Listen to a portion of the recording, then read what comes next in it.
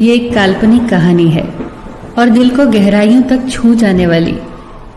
एक बार स्वर्ग में विचरण करते हुए कृष्ण और राधा एक दूसरे के सामने आ गए। विचलित से कृष्ण, प्रसन्नचित से राधा। कृष्ण सकपकाए, राधा मुस्कुराई। इससे पहले कि कृष्ण कुछ कह पाते, राधा बोल उठी, कैसे हो द्वारिकाधीश। जो राधा उन्हें कान्हा कान्हा कहकर बुलाती थी, उसके मुख से द्वारिकाधीश का संबोधन कृष्ण को भीतर तक घायल कर गया। फिर भी किसी तरह अपने आप को संभाल लिया उन्होंने और बोले राधा से, मैं तुम्हारे लिए आज भी वही कान्हा हूँ। तुम तो मुझे द्वारिकाधीश मत कहो। आओ बैठते हैं। कुछ मैं अपनी कहता हूँ, कुछ तुम अपनी सुनाओ। सच कहूँ राधा, जब जब भी तुम्हारी याद आती थी, इन आंखों से आंसुओं की बूंदें निकल आती थी।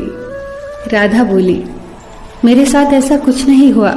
न तुम्हारी याद आई, न आंखों से आंसू बहा, क्योंकि हम कभी तुम्हें भूले ही कहाँ थे जो तुम याद आते। इन आंखों में तो सदा तुम ही थे। कहीं आंसुओं के साथ निकल न जाओ, इसलिए रोते भी नहीं थे। कान्हा, प्रेम से अलग होने पर तुमने क्या खोया, इसका एक आईना दिखाऊं तुम्हें। कुछ कड़वे सच प्रश्न सुन पाओ तो सुनाऊं। कभी सोचा है इस तरक्की में तुम कितने पिछड़ गए। यमुना के मीठे पानी से जिंदगी की शुरुआत की और समुद्र के खारे पानी तक पहुंच गए। एक उंगली पर चलने वाले सुदर्शन चक्र पर भरोसा कर लिया और 10 उंगलियों पर चलने वाली बांसुरी को भूल गए। कान्हा, जब तुम प्रेम से जुड़े थे तो जो उंगली गोवर्धन पर्वत उठाकर लोगों को विनाश से बचाती थी, प्रेम से अलग होने पर वही उंगली क्या क्या रंग दिखाने लगी।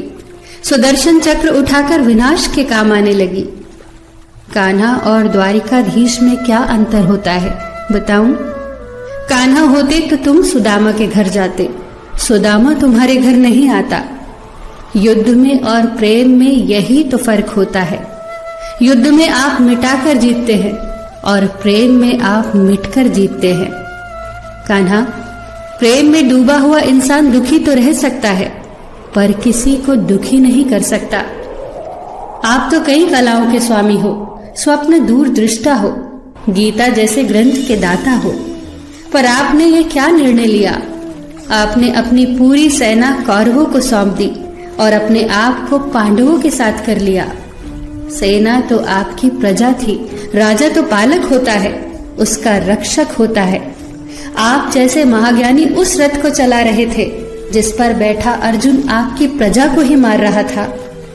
अपनी प्रजा को मरते देख आप में करुणा नहीं जगी, क्योंकि आप प्रेम से शून्य हो चुके थे।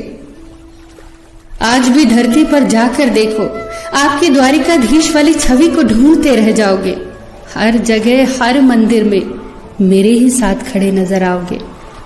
मैं जानती हूँ कान्हा, लोग गीता के ज्ञान की बात करते हैं, उसके महत्व की बात करते हैं, पर धरती के लोग युद्ध वाले द्वारिकाधीश पर नहीं, प्रेम वाले कान्हा पर भरोसा करते हैं।